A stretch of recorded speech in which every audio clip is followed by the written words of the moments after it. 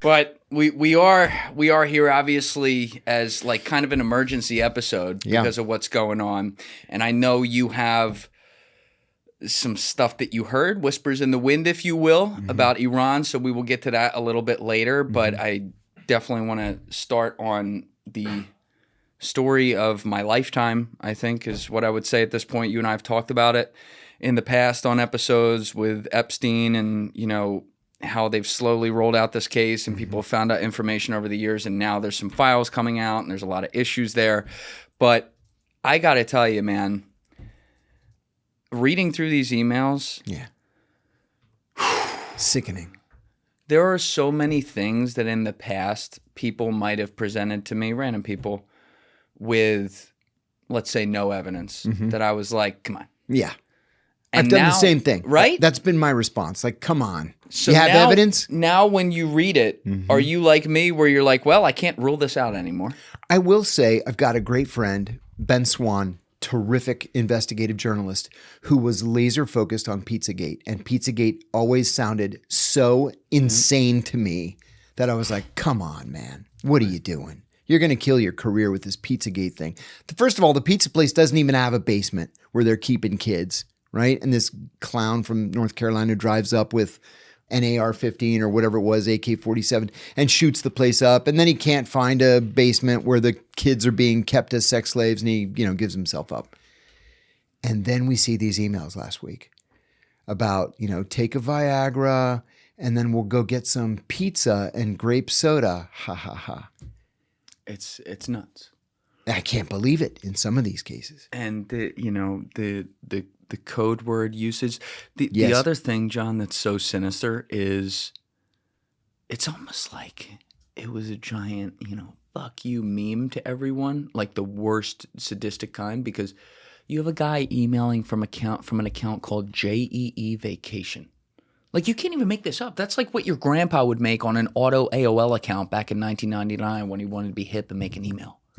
You know what I mean? And they talk so flippantly. Like, forget the most sadistic stuff where they're talking about children and the awful things they're doing to them like that. But they talk so flippantly about the world. And it had me rethinking what George Carlin once said. I always quote it. Everyone always quotes it. It's a big club and you're not in it. That's right. I think we have to fix the quote. It's a little club and you're not in it. Is that fair? We didn't even realize this little club existed within the big club. I think that is fair. Yeah. I tried a psychoactive mushroom recently. You've heard me talk about it before. It's not the one everyone always talks about, though. The mushroom I'm referring to is Amanita muscaria, red one with the white spots that you've seen in folklore stories forever. It's not psilocybin, and it's not a traditional psychedelic. Although at high doses, it can be extremely dissociative and psychoactive in its own way. For me, it's way more grounding. At lower doses, it puts you in a calmer, focused, almost flow state headspace. At medium doses, it's more relaxing and sedating, which is great for sleep and dreams. Personally, I like Amanita at lower doses. It makes me calmer and relaxed, and it's not this crazy like high feeling or anything like that. The reason I felt comfortable even trying Amanita in the first place, though, is because of Amantara. This entire space is filled with a bunch of sketchy mushroom products, and these guys are the opposite. Clean sourcing, no synthetics, no fillers, and a huge focus on education. So if you'd like to join me and check out Amantara for yourself, you can go to www.amantara.com/go/Julian. That link is in my description below, and use code JD22 at checkout for 22% off your entire order. Once again, that's www.amantara.com/go/Julian. Link in my description below, and don't forget to use code JD22 for 22% off your order. What do you think of what Tucker said about this revealing perhaps some sort of supra-government, like SUPRA, where he said the people that you thought were the highest actually just work for the people who work for the people that are the highest? Isn't that the truth? I think he's onto something. Tucker's another guy who has been very deliberate about all this. He was never one to jump on rumor. He was always one of the guys who demanded to see evidence before he took a position. And I think even he is shocked by what has been released. And, there are a million other little strings that haven't been pulled yet. Don't forget, there are still reportedly between 3 and 3.3 million documents that have not yet been released. Yes. That Pam Bondi has said won't be released. She's going to defy a bill passed 419 to 1 in the House and 99 to nothing in the Senate and signed by the president. And she's just going to say, no, I'm not going to do what the bill commands me to do and release these documents. Do you think she's saying that, or that's coming from above her? It has to be coming from above her. It has to be. One of these little strings that I've been trying to focus on involves Catherine Remler, who was the Obama administration's White House counsel. 11,500 emails. First of all, what the fuck, right? Like, does she do nothing all day long as the White House counsel other than chit-chat with Jeffrey Epstein? Number one. Number two, there's one email that she sent him saying, John Brennan, the CIA director, gave me the CIA's highest honor today. Pretty cool, huh? Or pretty great, huh? And then she tries repeatedly to set up a lunch between Jeffrey Epstein and John Brennan. Why? To what end? And there's a bigger question here too, and that is, what kind of judgment did these people exercise? This woman is supposed to be the president's personal legal advisor, his personal attorney. And this is what she's doing. And I have a theory that I'm confident about. Why would she be so close to John Brennan of all people? Because every Tuesday morning at 7 o'clock, John Brennan chaired the kill list meeting. And we know that the kill list committee was chock full of attorneys, White House, NSC, CIA, DOJ, just to make sure that, yeah, you can legally go out and just kill these people this week. And then we'll meet up again on Tuesday and come up with another list of people to kill. She was on the kill list committee. I'm confident of it. So she's either murdering people or she's chit-chatting with Jeffrey Epstein. Again, what kind of judgment do these people have? And then where did she go? She became the general counsel at Goldman Sachs. That's right. That's right. At least they had the presence of mind to say, you got to go. You can't survive this. I will say this. They should have done that a few years ages ago when it was first released that she was in touch with Jeffrey Epstein. You're absolutely right. That's right. And there's just there's revelations of people that had stronger relationships to the point that they were personally in his life. Mm-hmm. And I want to come back to Rumler in a minute because that's a big story. But Lawrence Krauss, I've said this a million times, sat in that chair 2 years ago. Got connected to him through someone else that was on the podcast. He's a physicist. And then when he was coming in here, we knew he had known Jeffrey Epstein. I asked him about it on the podcast. He was a nice enough guy. He's got 7,500 emails with Jeffrey Epstein. So I'd love to be and usually I have a policy of not really talking against people who have been in here and stuff like that. It's just a part of the job. Let other people do that. But journalistically, you have to do this. And I'm not planning on reaching out to Lawrence to ask him about this or whatever. But when you are coordinating with someone that much over all these years, and we found out he was trying to get Jeffrey Epstein on the Joe Rogan Experience in 2017. Oh my God. You've gotta be it's kidding me. Bro. At that point, and he said in the past, he was quoted as saying well, I only ever saw Jeffrey around young women who were 21 or 22, so I assumed that I believed him, took him at his word when he said he wasn't. Funny, because that's exactly what Peter Mandelson said until the picture was released of him in his underwear with a 16-year-old, not realizing that he was being photographed. That's right. And it's got to be said. When you see, there's other people that are in the emails where I don't really see anything, and it's only a couple emails, and they don't really seem to know him well. And I'm like, all right, it's weird, but all right. But to bring it back to Kathy now, 11,500, very interesting that you put two and two together with the kill list, which leads to my question. And again, some of this has to be theorizing. John and I, we weren't fucking there, so we don't know. Right, we don't know. But do you think that Kathy, before we get to the origins of Jeffrey Epstein and go through all that, do you think it was that Kathy is a rising star attorney, becoming kind of like fixer, especially once she got into the Obama orbit. When he gets into office, do you think someone like that was just very clearly a target for Jeffrey, and he then actually possibly befriended her, and then because of the connections he had, she trusted him and with information related to things like, I don't know, perhaps a kill list? I think that's likely. Because if you're hearing from people like Alan Dershowitz, what a great guy Jeffrey Epstein is, right? And I know that's your best friend. Yeah, you love him. Yeah, we really love each other. Again, what kind of judgment do these people have? If you're like the most important constitutional attorney in the world, then maybe you should keep your pants on, probably, in the presence of a 16-year-old girl. Yeah. Your defense that you kept your underwear on, that's not a defense. It's not a defense. I was on the Piers Morgan show with him, I don't know, 6-8 months ago.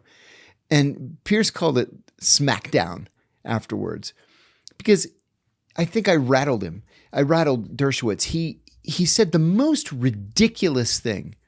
I said that I was confident that Epstein was a Mossad access agent, and I believe that I've been proven correct. I believe that I underestimated his contact with intelligence services. We could talk about that all you want. Yep. But I'm positive that he was an Israeli agent of some sort, and Dershowitz just jumped all over me. And then he shouted, see, this is what he does. He interrupts to try to knock you off balance. But he shouted the most ridiculous thing, and I laughed at him.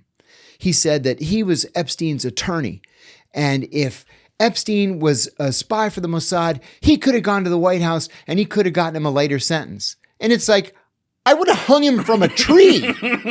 No, John. I would have hung him from a tree. That's right. That's right. Like, you think going to the White House and admitting that your client is spying for a foreign power on you. That's right. That's going to get him leniency. I saw, we can't play it because it actually has like copyrighted music in the background, but I was just looking right before you got here, that clip popped up in my feed of him saying that. And it was actually, I don't know if you noticed this because you were just on Zoom, like going back and forth, but we can watch it afterwards and see everything. You could tell as he was getting through it, once he had said CIA or Mossad, and then said, I could have gone straight to the White. He went like, crap. Oh, whoops. Cat's out of the bag. Yeah. And you just see Bassem Youssef like he was good. Anyone else get that? You know what I mean? It was like, whoa. Yeah. But that's the thing, John. And I've talked about this a bunch recently. It's like, you're Greek American, right? You're born here. Born here. Mm-hmm. You're a dual citizen, right? Yes. But you're someone who served the American government. I only became a dual citizen in 2010. That's right. Okay, so you're even closer generationally. I'm like fourth generation or something like that. I'm half Italian, half Irish. No disrespect to the Irish side. I love my Irish fans out there. You know, I never identify with the culture. The food kind of sucks. I go out of my way to not celebrate St. Patrick's Day. It kind of is what it is. It's not a part of my family cultural history. Right. And so, like, if something happened with Ireland tomorrow, I'd be like, oh, that's really sad, but my life would go on. On the other hand, the Italian side, that's my family culture on both sides. I have lived in the country. I have family in the country. I love that place. It's amazing. If tomorrow, though, as an American-born Italian, Irish American, if the American government came to me and said, listen, Jules, some shit went down last night, and it turns out we are at war with Italy. Will you, before the question comes out, like, will you fight for us or them? I have on my American fatigues and AK-47, and I'm taking the nearest plane, train, or automobile to get the fuck over to Italy and mow down whatever Mario and Luigi's get in my way in the wrong uniform. I'm going to hate it. I'm going to hate it, but I'm going to do it. Yes. And there's a lot of people whose names ended in a vowel in 1943 whose parents didn't even speak English, who did the same thing. They did exactly that. And there are many American Jews who would say the same thing about America. I take issue. It's not about the race. I take issue with anyone like an Alan Dershowitz who you know goddamn well, American-born dude who's made his whole life here. You know goddamn well if you ask him that question, you get a blank stare and he changed the subject and you know what the answer is. Or even just accuse you of being an anti-Semite. That's right. I couldn't agree with you more. I don't trust him. I don't like him. Frankly, I don't know anybody that trusts him. He's just not the kind of guy that instills trust. Yeah, and the thing about him that I have to give him is that ever since the Epstein story first came out, he is one of the only people, if not maybe the only guy, from that orbit who will get in front of whatever camera is rolling to discuss the case directly. I will give him that. I will also give him that as an attorney, he did represent the guy. He has a job to do there, whether we like it or not. But David Boyce was on he and I were both on Pierce the other day, and he made an important point. Because David Boyce is one of the most important criminal defense attorneys in America. And he said that Dershowitz was more than just his attorney. He was his friend, and that's fine. You can be friends with your clients, even if your clients are scumbags.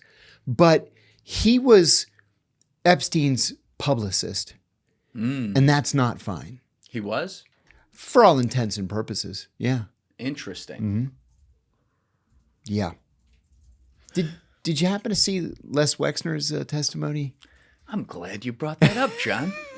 Did you catch the hot mic moment? If you say more than 5 words, I'm gonna fucking kill you. Yes, I did catch that. I loved it. How about the reaction? Yeah, yeah. Boy, Les Wexner.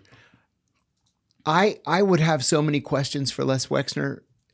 There aren't enough hours in the day. Right. What would be the first thing you'd ask him? What would possess you to hire a 7th grade substitute math teacher who had never finished college to be tax advisor when you are the richest man in the state of Ohio? There wasn't one person in the entire United States of America for you to hire to advise you on your taxes than a 7th grade substitute math teacher who didn't finish college, unless you were also having sex with him. Oh, I didn't see that curveball coming at the end. That kind of just hit me. Which he has consistently denied. He has you see his reaction to that with his face when they did bring that up in a separate question, I might add. They're like, did you ever, first of all, he's leaning forward like this the whole time, and they're like, did you ever have sexual relations with Jeffrey Epstein? He's like, no. I was like, I need a body language expert on that one. I don't know. And you know what he did? According to Vanity Fair, as soon as people started asking that question, he ran out and got married. The guy was, well into adulthood and had never been married. And then as soon as people started saying, I wonder if Les Wexner's gay, he ran out and got married. See, this is what's strange about that in particular. I can't speak for Les Wexner at all, but on the other side of the equation, because these files, to be clear, seem to show it's girls, boys, children, just in general. Anything went. But on the other side of the equation, in all the testimony, witnesses, people who were around Jeffrey Epstein coming forward, I have never heard something where it involved a male, period. It was always young women. That's right. Or little girls, right? So for him to be, this would be a gay relationship or encounter like that, and that,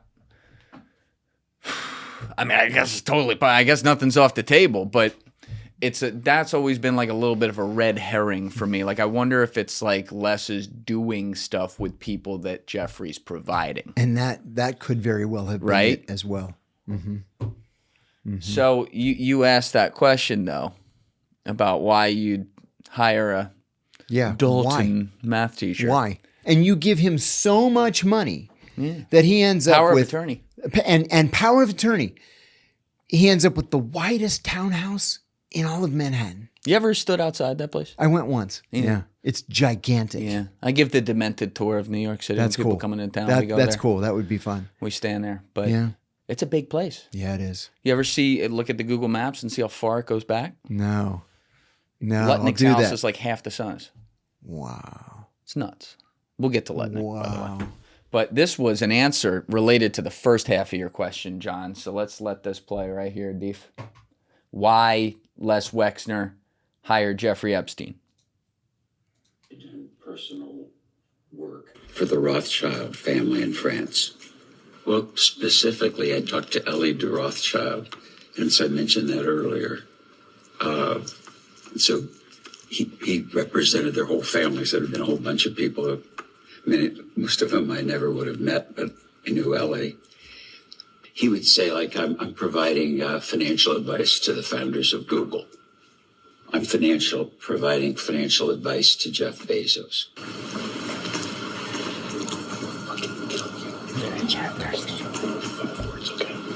Which, to be clear, that was later. Question. Okay, that's good. That was later when he did that. That wasn't from that answer right there. But it seemed to me when you see there's a full 4-minute version of that as well. That what Wexner was saying, whether it's true or not, is certainly a question. But what he was saying is that he was really hitting at the point that, like, because he personally talked to some of the members of the Rothschilds family, and they confirmed at the time this allegedly being in the mid to late 80s, something like that, right. that they were in fact working with Jeffrey on whatever basis they were. He decided to do it. Those are bona fides. Yeah. Yeah. So, first of all, do you believe that, or do you think there's more there? Oh, there's got to be more there. So far in this entire story, nothing has been as it seemed. Nothing. There's been more behind all of it, behind every revelation. And if only half of it's been released and we're flipping out over what we've seen so far, what's the other half include? You know? And why wasn't it released? Is it even worse than what we've seen? Is it just a continuation of what we've seen? I will say that there are a lot of very important people out there who have questions that need to be answered. I hate that the statute of limitations is a problem here. I hate that very much. Where is the statute a problem specifically? A problem in that this stuff can't be prosecuted. Which stuff? Like child sex crimes. Really? Yeah. There aren't going to be any charges against anybody. There are going to be civil suits. But nobody's going to be charged with a crime. If you look at, even in the UK has been very straightforward about all this. They have Mandelson now and former Prince Andrew. Andrew was charged with passing a document to Epstein that had to do with British business and trade negotiations. Al Yamama deal? Yeah. The Al Yamama deal, that's exactly right. And then Mandelson is rumored to have given him something from the Defense Ministry, which could be a violation of the Official Secrets Act. But none of this stuff has to do with sex. We'll come back to the Al Yamama deal because that has to do with, like, the origins here. There is so much on the bone that, like, it's so hard to stay on one thing. So I apologize to people if we jump around a lot, but, like, John knows everything about this case, so that'll happen a little bit. But let's stay with Wexner for a minute. So you'd ask him about the source of wealth. Then they have a relationship for at least 20 years. He claims that he cut him off in 2007. I don't know that I believe that. Right. What else would you ask him?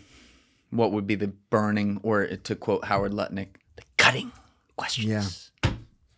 I mean, I would ask questions that I know he wouldn't answer truthfully or honestly. Like, I would want rundowns of every time he went to that island. There's a reason why literally every room, including the bathrooms, were wired for audio and video. Nobody does that. He said he only went there once on his boat with his family, on the record. Right. I hope that's true. I don't believe him. I agree.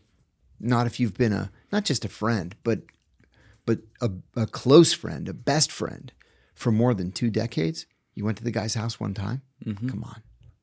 It's like Deef was saying with Howard Lutnick's answer at Congress, where he's like, I went to the island. It was only for an hour, and I left with my wife, my children, and our nannies. Yeah. Because people fly all the way to the Caribbean for 1 hour. He's like, Deef's like, you couldn't say you were there for the afternoon. Exactly. I mean, it's a fucking island. Exactly. You know? And that was after Lutnick denied that they were close friends. That one. Look at Sarah Ferguson. Now she's in a whole heap of trouble. That's Prince Andrew's ex-wife? Well, we knew for a long time that Jeffrey was, like, floating her money because they were in debt up to their eyeballs, right? I have a good friend who represented her as one of her attorneys, and he said she was always broke. Always broke.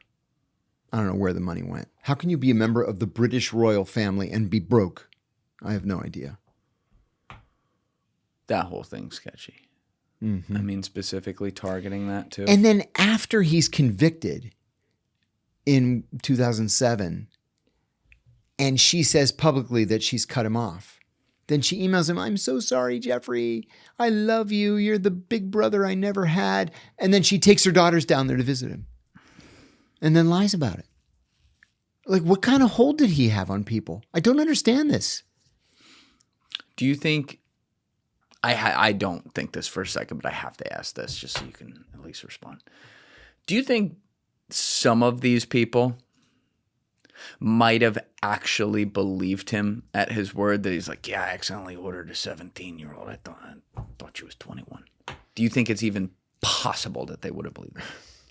I think it's possible that they wanted to believe it and then allowed themselves to believe it. Yeah.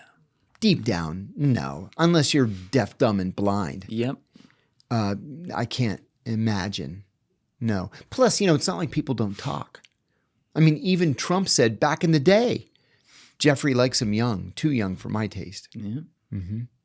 A lot of people said there's even emails. I'm trying to remember who it was with. Maybe it was actually with Mandelson, but don't quote me on that, where they're going back and forth and Jeffrey says, take a picture of you and send me a picture of you and the little girl or something like that. And the guy goes like, haha, yeah, sure. Yeah. I interviewed a member of the British Parliament a couple days ago for my own podcast, and he said this is enough to bring down the British government. Yep. Yeah, like judgment. What kind of judgment do you people have? And look, Mandelson has always been a scumbag, right? Everybody knew he was a crook. He had been credibly accused of, embezzlement and extortion. He's just a crook. They're out there in politics. And so when word surfaced that he was close to Jeffrey Epstein and, he had already had to be removed as business minister and from another couple of senior positions in the British Labour Party, he swore to Keir Starmer, now the Prime Minister of the UK, he swore to him that he barely knew Epstein. They had met once or twice. There was nothing to these rumors. And then the emails are released, including the photo of him with a 16-year-old girl standing in his underwear. They're both looking at a laptop, so it's clear he does not realize he's being photographed. And then he had to admit that, okay, all right, you caught me. So he's resigned from the House of Lords. He's been thrown out of the Labour Party. But people aren't just angry at Mandelson. And also he was recalled as the British ambassador to the United States. He's no longer the ambassador. They're not angry just at Mandelson. They're angry at the Prime Minister. Because what kind of judgment do you have when everybody in the country knew this guy was a scumbag, but because he looked you in the eye and he smiled at you and said, oh, no, Prime Minister, it's not true. None of it's true. And then your reaction is, okay, I'm going to make you ambassador to the United States of America. What goes through their minds? So Keir Starmer may not last as long as Liz Truss's head of cabbage. This is bad. I can already see the meme on that one. Yeah, so you're also tying into directly what Ro Khanna said as well. And one thing I like about Massey and Ro Khanna is their delivery is the same, with the exception of I've never seen Massey get worked up like he did at Pam Bondi. And he rarely gets worked up. I was happy to but see he that. Genuinely dislikes Pam Bondi. Oh, yeah. She's a liar. Mm-hmm. But Ro Khanna will just these two guys, Massey and Ro Khanna, will just deliver this line about the Epstein files. It's like, wait, I'm sorry, what the fuck did you just say? And it's like, yeah, so we found this and there it is. All right, have a good one. And they walk out. So Ro Khanna comes out maybe 2-3 weeks ago, and he had just walked out of the DOJ where he got to see some of the stuff that they haven't released. And he was like, yeah, so the files show that this poses an existential risk for the entire monarchy system in the UK and then therefore across Europe because they're all fucking related. Yes. Literally. Which, you know, John, obviously we kind of fought a war about that here like 250 years ago. I'm not a huge fan of monarchies. Nor I am I. wouldn't shed a tear about I it. put a laughing emoji every time the Crown Prince of Greece posts something on Facebook. I like that. Yeah. Crown Prince of Greece. You're not even Greek. You're Danish. How dare you? Shut up, Malaka. Get out of here. I like that. I'll retweet that when you do it. Let me know when you do it.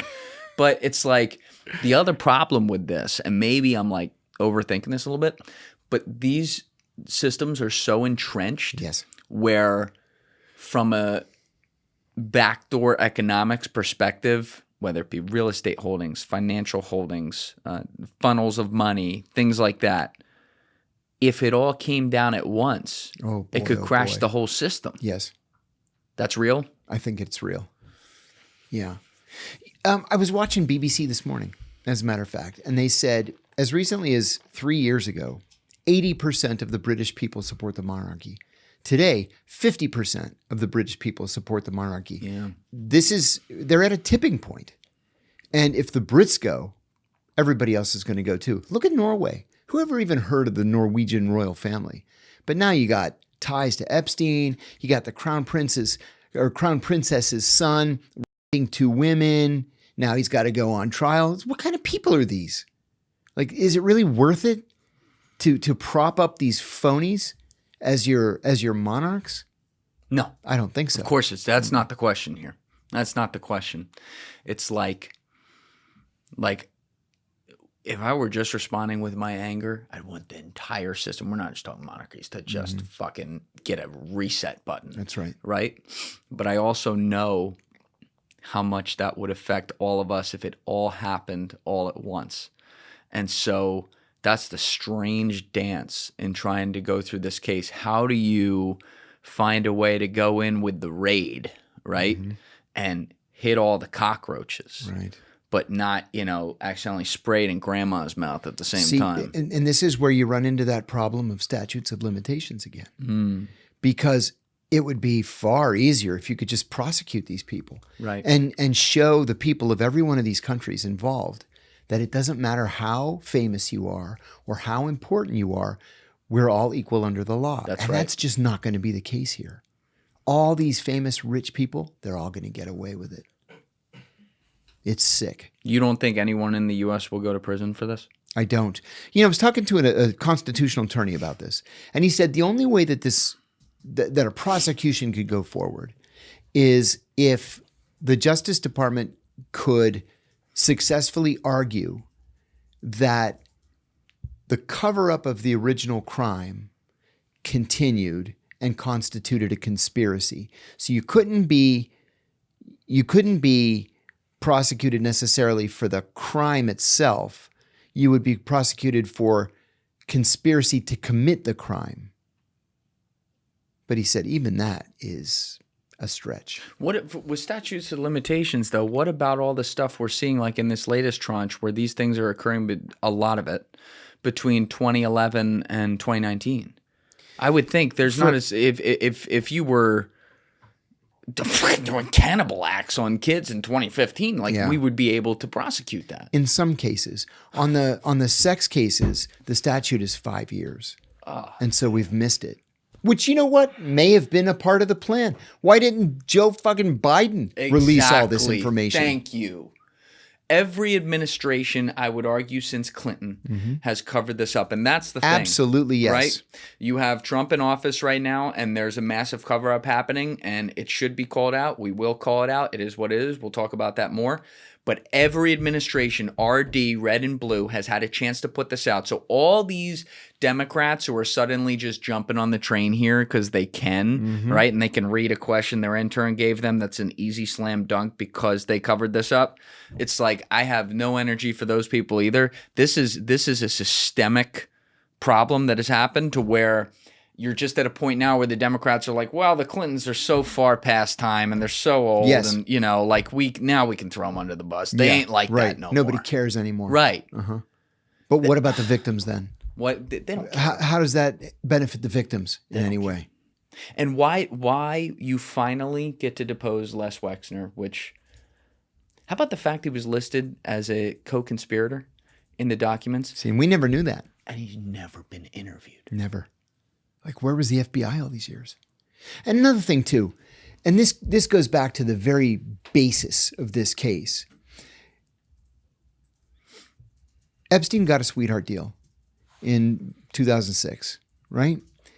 And the U.S. attorney for the whatever it was, the Southern District, the Central District of Florida, whatever it was, I guess it was the Central District, has said, this is Acosta, who became labor secretary in Trump's first term, said that he was ordered to give this sweetheart deal. Okay, so where do orders come? Who's the only person in the system there who can order a U.S. attorney to do something? That's the Attorney General.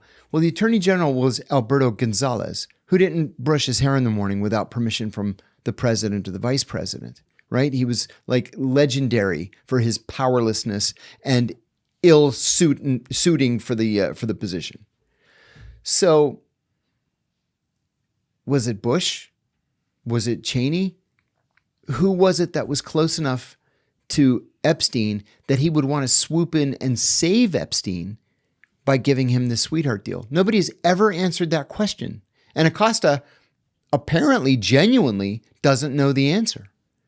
His order came down from the Attorney General. I think I believe him on that. Actually. I do too. I believe him. Because he said I was told he belonged to intelligence. Intelligence. That's the line. That was the word. He belonged to intelligence. Well, this gets into that supra-government kind of thing. Because it's like, you say Bush and Cheney, which makes a lot of sense to me. But not, like, my whole worldview is just like, oh, yeah, it's ridiculous. You know, I used to just piss all over people's analysis when they would start talking about the Trilateral Commission and Bilderberg and the Shangri-La Conference. And then somebody to whom I used to be very close. Used to. And about whom a court order exists saying I cannot talk about her in any public forum. She went to one of those events. She was invited because she rose up high enough in the corporate structure that she went. And I couldn't wait to hear, what was it like? And she said, it's a lot of really rich, really important people talking about arms deals. Arms deals. It was all about arms deals. And she said, except for Davos. She went to Davos and she said, that's where they were all talking about how to manage the global economy. And I said, so all that shit's true. That they're the ones that sort of set the policy. And she said, yeah, I saw it with my own eyes.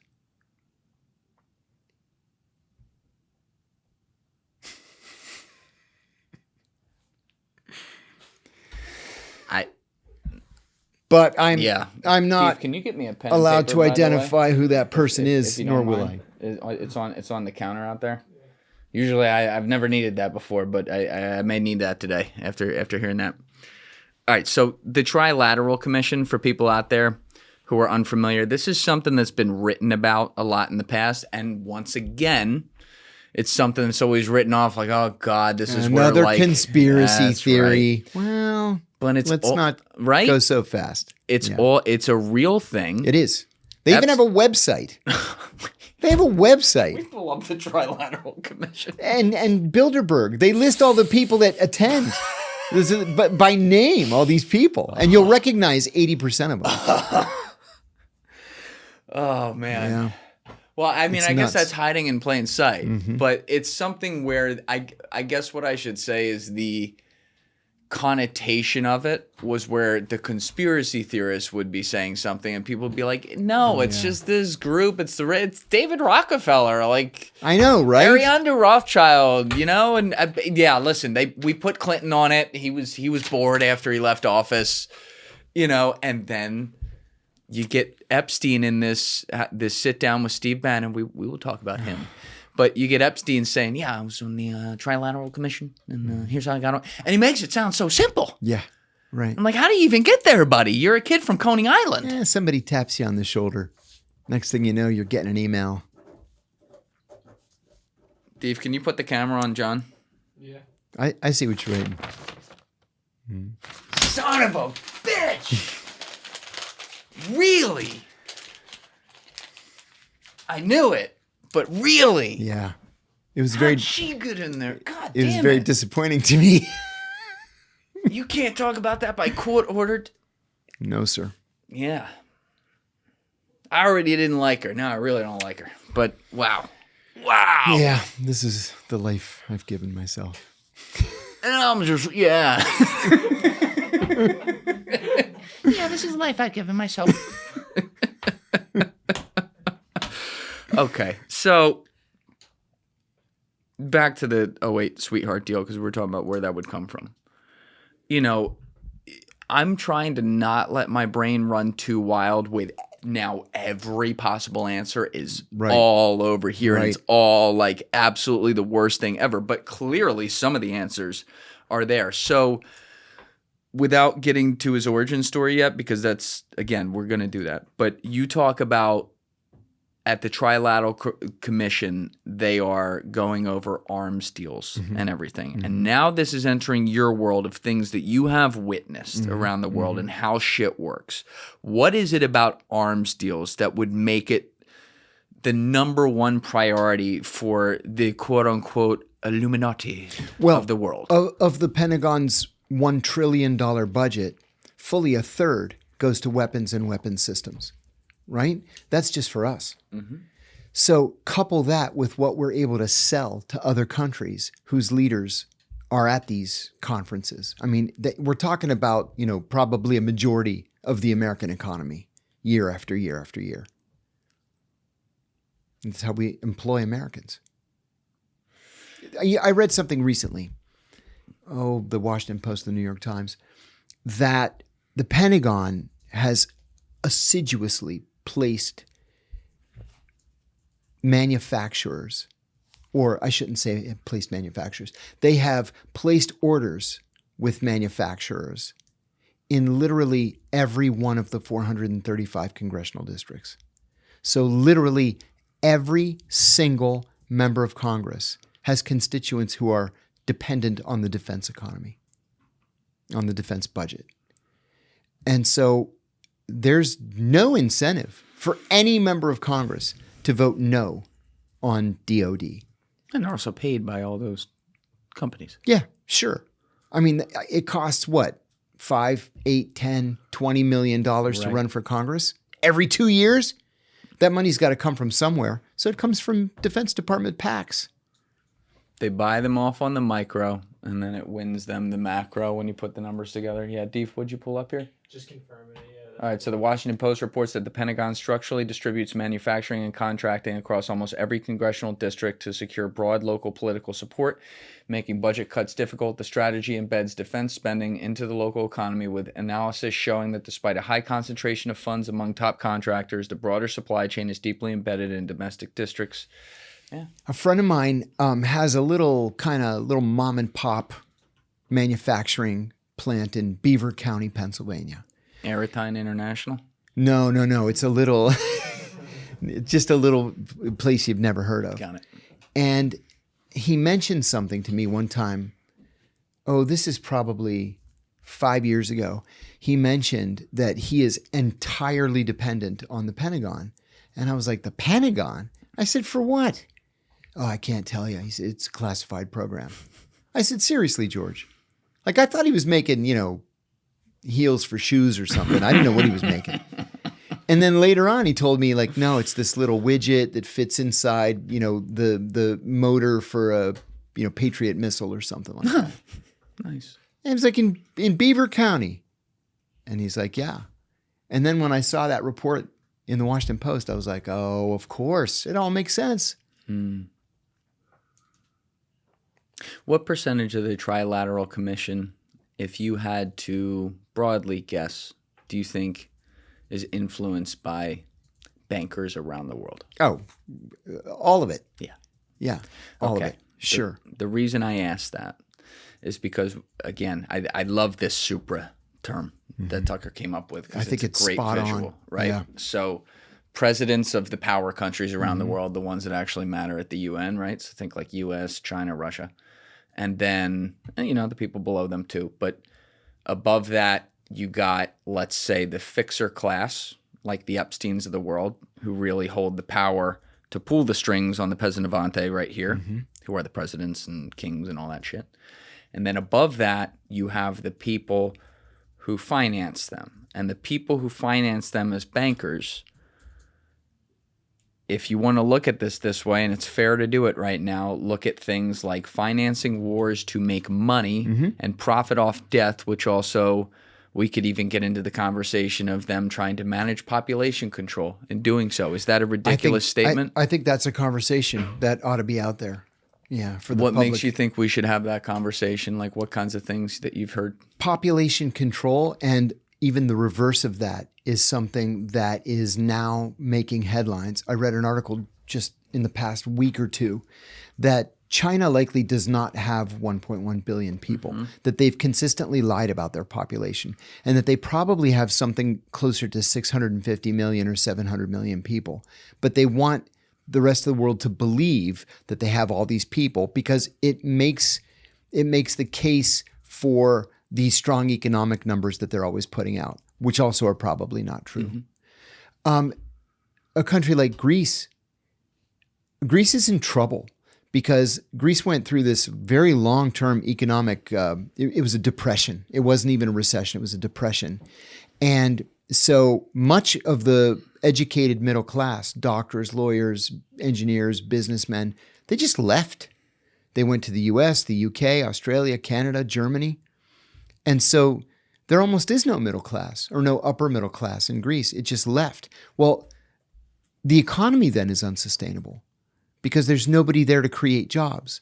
There was a piece years ago in the Washington Post saying if you look at the shrinkage in Russia's population, if it keeps declining at its current rate, you're going to like this. In 150 years, there won't be any Russians. They just won't exist anymore. What's the State Department going to do? They I know, won't have right? anything to call Then out. what do you do? Now, of course, immigration changes that calculus, but we're talking about the possible. What's the word? The possibility that countries just can no longer remain viable as countries without real population changes. I told you about my encounter with David Rockefeller, did I not? You did not tell me about that. No. I was working in Bahrain in the American Embassy. I was the economic officer. And I was a longtime subscriber to this wonderful magazine called Art News Magazine. And I read this article about David Rockefeller being given this major art world award for the work that he's done over the course of 75 years or whatever it was for art in New York. And then we get a cable from the State Department saying that David Rockefeller is coming to Bahrain because he's being given an award by the Bahraini American Bankers Association. And the ambassador comes into my office, David Ransom, wonderful, wonderful ambassador, lovely human being, one of the best bosses I ever had. And he said, hey, we got a cable from State saying that David Rockefeller's coming out to Bahrain. He's going to collect this award from the Bankers Association. I said, the Bankers Association? And he said, yeah, I want you to be his control officer. I said, I'd love to be his control officer. What that means is you arrange the car, you arrange the hotel, you make sure he gets from point A to point B, and just make sure there are no problems. If he wants to go shopping, you take him shopping, you do anything he wants. I welcomed it. Well, as soon as the Bahrainis heard that David Rockefeller was coming, His Highness the Emir announces, we're going to do a state dinner, right? So the entire cabinet, the entire royal family, the entire diplomatic corps, all the ambassadors, all the accredited diplomats. This is a major event, like the biggest social event of the year. It's at his main palace. There are like 500 people there. So I go and I was saving my See, I thought I was very clever. I was just a stupid kid. So I saved my my congratulations for his award for the receiving line. So I say to the Emir, it's such a pleasure to see you, Your Highness. And I said to the Prime Minister, we didn't like each other very much. Like, hello. Hello. Hello. He would always say, hello, Kiriakou. Yeah. And then he would kind of stare at me. You're like the spy version of a Veep episode. I don't know if anyone ever told you that. But. And then comes David Rockefeller. And I said, Mr. Rockefeller, I want to congratulate you on your, whatever it was called, award.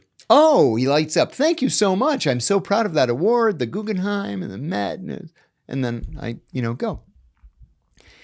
And then the next night he collects his award from the Bankers Association and he leaves. So we had a 9:00 meeting in the embassy every day. It was, the ambassador, the deputy chief of mission, and the heads of all the departments.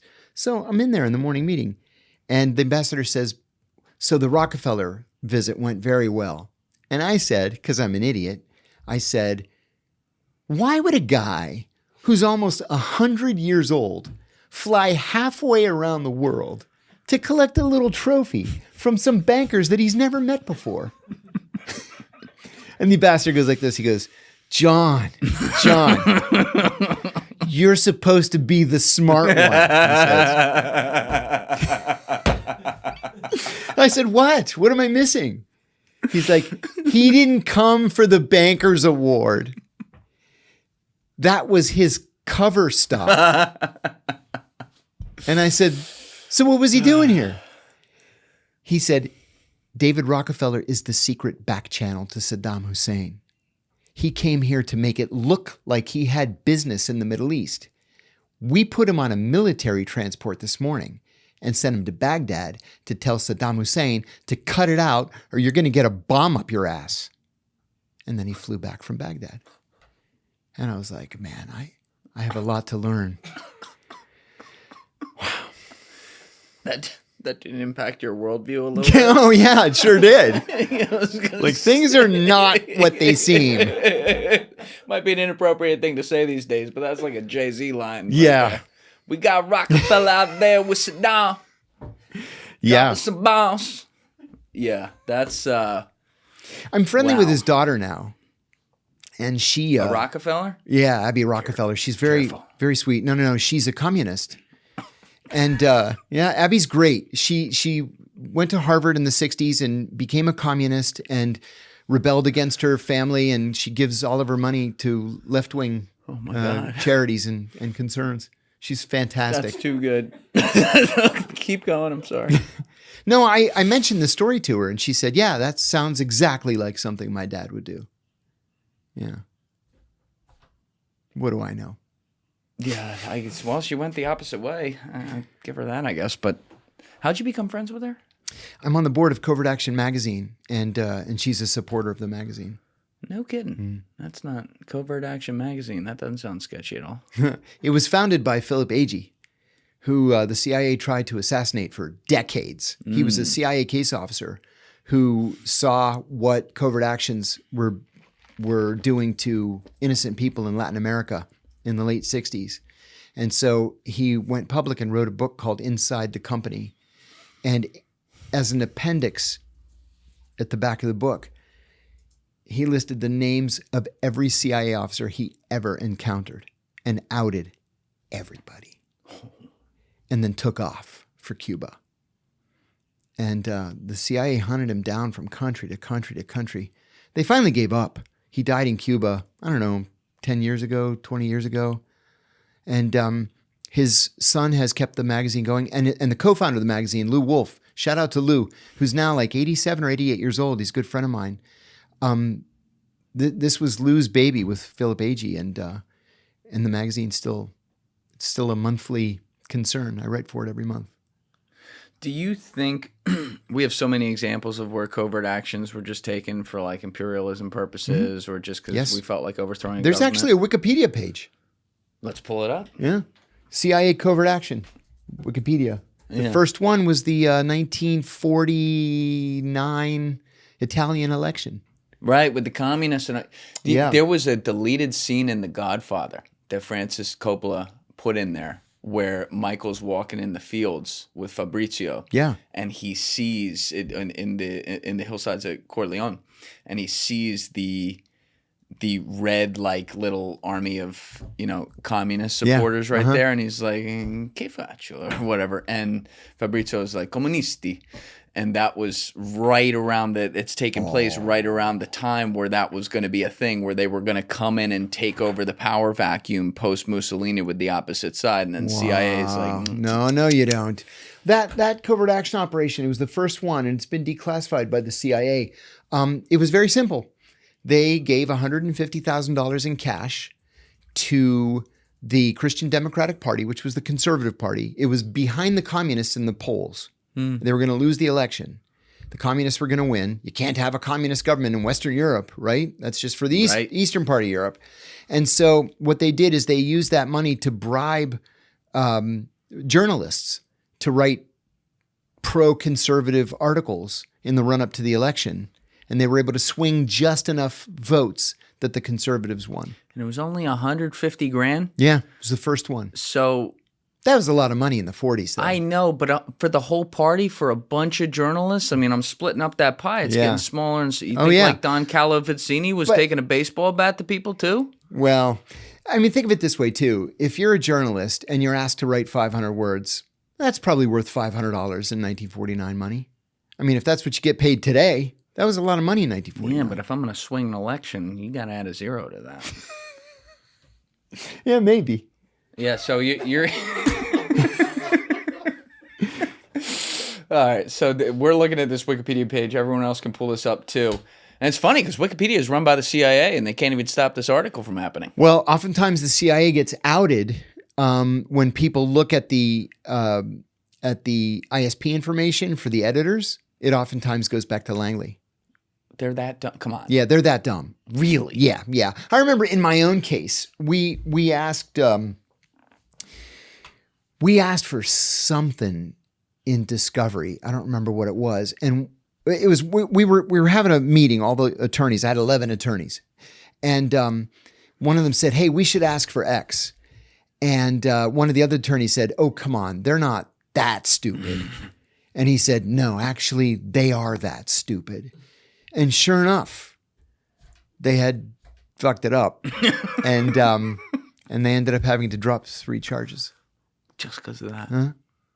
They're that arrogant. Careless. Yeah. They think they're smarter than everybody else is, that they don't make mistakes, or even if they do make mistakes, you're not smart enough to figure out that they've made a mistake. And that's just simply not true. But it's also like, John, they have a VC arm, as we've outlined before. They do. Everyone outlines it in QTEL. Yes. And they admit who they invest. Oh, yeah, we threw money in Palantir in Sure. 03. And now look at Palantir. Billions in revenue. And it's like, that's where sometimes I wonder, yes, I hear you. There's hubris there. There's fuck you. We can do what we want. We're seeing that play out on a massive scale right now. But sometimes I wonder if there's, if I'm crazy to wonder it too, if there's like a 5D chess thing here where people are like, we know some of this shit will come out, and that's what we want to happen because we want society to flip the fuck out. Sure, that happens. That happens sometimes. Yeah. And it could have happened with things that, not even related to your case, but that CIA might do as it relates to Wikipedia, where they're like, yeah, people will flip out about this by 2025, after 2026, after we do that whole pandemic thing. Right, exactly. Oh, exactly. I mean, as an example. Oh, sure, why not? Hypothetically, sure. Okay. Sure. And another thing, too, is if you throw, so many of these ideas for operations out there, or these little mini operations, there's some that are just going to, not come to people's attention. They're not going to realize that it's some sort of a covert action operation or disinformation operation. A disinformation. See, that's the big one now today. Mm-hmm. You don't know who's behind keyboards anywhere, right? We do it to a ton of people. You don't, but even the people who are supposed to be the good guys, you can't trust. I've told you this before. I've got this buddy, Jason Leopold. He's at Bloomberg. Jason is one of the best investigative journalists I've ever encountered in my life. And honest as the day is long. He's the FOIA king. He's filed more Freedom of Information Act requests than anybody else in the history of the Freedom of Information Act, to the point where George W. Bush's Pentagon spokesman called him a FOIA terrorist. On the record, called him a FOIA terrorist. It was Jason that broke the Hillary Clinton email scandal. Whoa, I didn't know that. Through a FOIA request. You got that through a FOIA. That's it. Mm-hmm. So he told me, this is about 10 years ago, he told me that he was bored one week over Christmas break. He was bored. So he just filed a FOIA request. He had nothing else to do. Yeah, that's right. And he asks for all communications between the CIA and all journalists, period. Anything. For this all period. history. For this Got it. period of whatever it was, a year, I think is what it was. And, the CIA never, ever, ever answers FOIAs. They say, they send you a letter saying, okay, thank you, it's in queue. Well, I filed a FOIA request 15 years ago. I'm still waiting. What's the legality of that, though? They have 60 days. So what happens is when day 60 comes, you have to sue them. And you will always win.